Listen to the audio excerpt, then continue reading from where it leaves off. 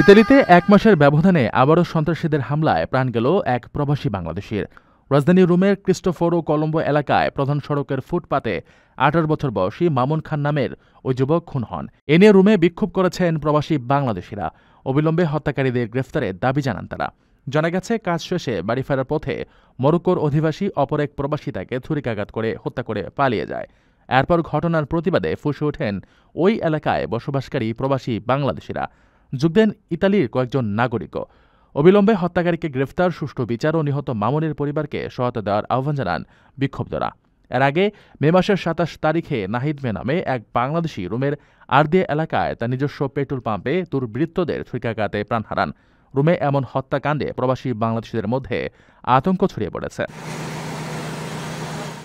Remittance যোদ্ধাদের ঢাকায় বিশেষ ছাড়ে রেডি ফ্ল্যাট দিচ্ছে শতভাগ বিশ্বস্ত ও নির্ভরযোগ্য প্রতিষ্ঠান প্রবাসীর সিটি।